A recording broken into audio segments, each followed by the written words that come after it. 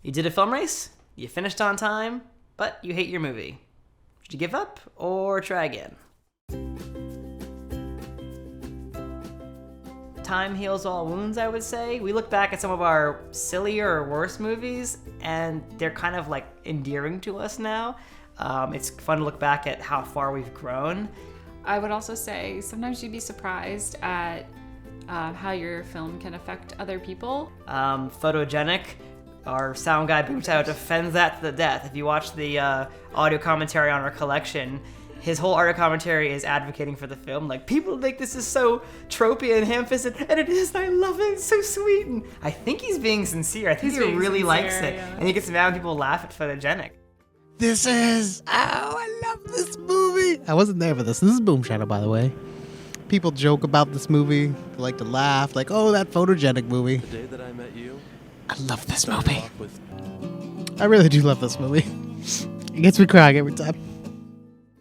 When you're in the weekend, you might turn it in and be like, I have no idea what I just turned in. I don't really get it, any of that. And going and looking at it later or looking at it through like someone else's eyes, you might realize that there's actually more to it, or that it's more enjoyable than you originally thought. I mean, Welcome to the Neighborhood, we turned that in and we were all kind of like, this was not good. We don't know. We didn't really like it. We didn't get it. And then I think we were all just still like in this like, haze of the filmmaking weekend, and it didn't turn out the same as like Last Friday in April did. So we were just confused by it. And then that's the one that went on to win like everything. And now I love it. That was one where like Eric and Doug really worked together on writing stuff, and like filming wise it was great, but like Doug had like different jokes every single take. Like they were like it was like a shotgun approach to like comedy. And I remember getting in post and talking to Zach, our editor, like, Zach, you got to do something because, like, I don't know what this is. And he put it together. I'm like, okay, I kind of get it. And then, like, the whole team watched it and we're like, yeah, but it wasn't one of people like, we've got a winner on our hands. We were kind of like, I think it's funny. Only 3 people from our team, me, Jim, and Dave, were at the screening. We're at 1. So we've been doing this for, like, 10 years at that point. And then, like, the winner of Star Films, we're like, really? And that's an instance where like you could go full on George Lucas and be like, I hate that Empire is the best one. I didn't have anything to do with that one or whatever.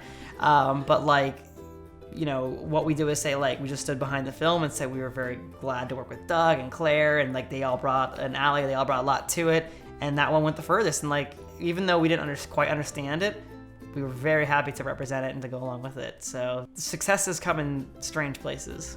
Most film races, including the 72 Fest and the 48 Hour Fest, they offer networking opportunities beforehand. So it's like meet the filmmakers, meet and greet actors, crew. They're really good at plugging people in. So if you're want to try film races but don't want to take it all on yourself, that's a great way to get involved. Now you might have a different experience because you're under someone else's team, and your ideas may not make it to the top, but it's a great opportunity to see like what role you can fill and to kind of demystify the process and be like, oh, I saw what they did there, I would do it this way. I had an idea about how to make it more efficient. Let me do my own team next year. So I'd say wet your feet in on someone else's team, work really hard, show up when you say you're going to show up, and then you can learn quite a bit.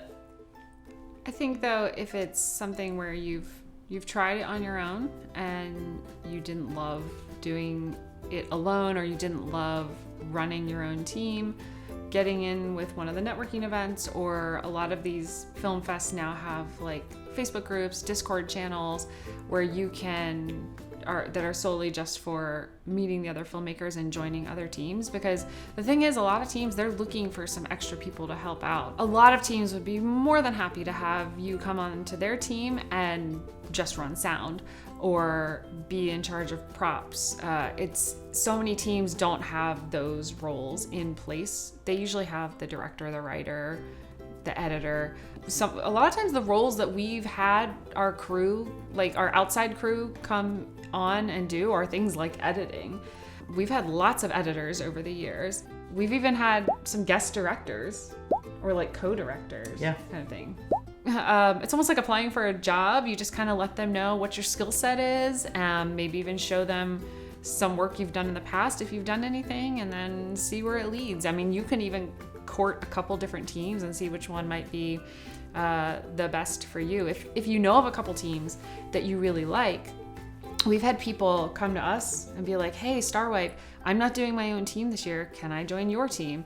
And it usually works out pretty well. We like being able to bring in a diverse group of people and make magic. So A role that's often overlooked because it seems superfluous, and I guess you could say it can be, but it's a great thing to offer if you're trying to get into a team and have a bird's eye view. It's offer to take BTS photo and video. It's actually really cool to have the whole thing cataloged in photos and videos. You're out of the fray of the filmmaking, but you're still able to watch the whole process unfold and learn. Thanks for watching. If you haven't subscribed yet, please consider doing so, and we'll see you next time on the Film Race series.